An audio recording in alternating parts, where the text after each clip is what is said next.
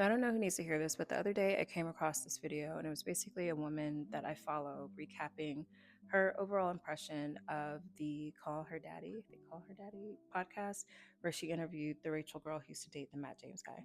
And when I was watching her take on it, it actually kind of made me think of a personal experience that I had with my boyfriend, now husband, when we were dating. And one of the things that she said in a clip, you know how they have like the search bar at the bottom? One of the things that the Rachel woman said in the clip that kind of stayed with me, I don't know a lot about them, by the way, but what I do know, I've kind of distanced myself away from it altogether. But either way, it made me think of something that was a major takeaway that I had in terms of building my relationship with my now husband and just overall when it comes to dating. So she was talking about how she was trying to plan like a date night for them or something. And I don't know anything about him. Maybe he's like a food blogger or something. I'm sorry if I'm like belittling their entire existence. I just don't know a lot about them. So this is literally at face value. But she said that she was really trying to get this great reservation for him. It didn't work out. So she was like trying to find another place and she was just getting all worked up. And like she said, she was super emotional because she was on her period. And like there were just all these factors. And I feel like in the last year, I've had a significant number of girlfriends and like people very close to me go through breakups.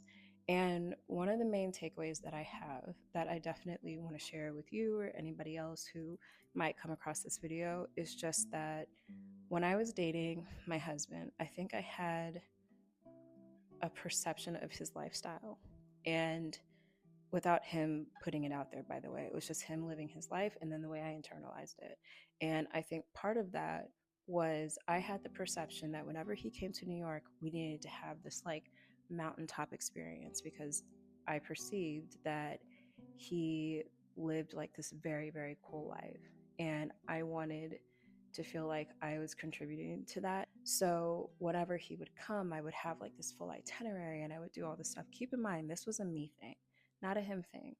And it literally took on a couple of different occasions him being like, hey, Charles, like when I come into town, like we don't have to do like all this crazy stuff. Like it's totally fine for me if we just like hang out and like maybe go get food or make so I say that to say that I think sometimes when we're in relationships, we will build this persona of the person that we're in a relationship with, and we will create unnecessary anxiety to be able to try to recreate or harness a version of what we think that person's life should look like, what they want it to look like, how we can add to that. And I think that you almost do yourself a disservice. Not that you shouldn't commit to doing things that you're attracted to or that you enjoy or that you think are cool, but I do think it almost like cheapens, I don't know the right word, but I feel like if you have connected with this person and they love you and you're in a relationship with them and you guys are doing life together, right? Short of you just having this version of yourself that is completely radically different from what you've created, that person signed up for you, hopefully because they like you, right? So after some time, it finally like I had this breakthrough. Thank God he was so like consistent about communicating this to me. And I was like, he is here for me. Like he's not here because I live in New York. He's not here because I'm creating these like amazing itineraries. Like he's not here, or more importantly, he's not going to leave if we have a weekend where we just chill and sit around and watch movies. He's okay with me having 15,000 projects like DIY. I do interior design, so like I love anything like house related. He's not going to like dip just because it's like I want to do projects all weekend. Maybe we're not doing it every weekend. Maybe we're not doing it the whole weekend. But I just wanted to plant that seed because I think sometimes we do assign our worth to what we think we're bringing to the table.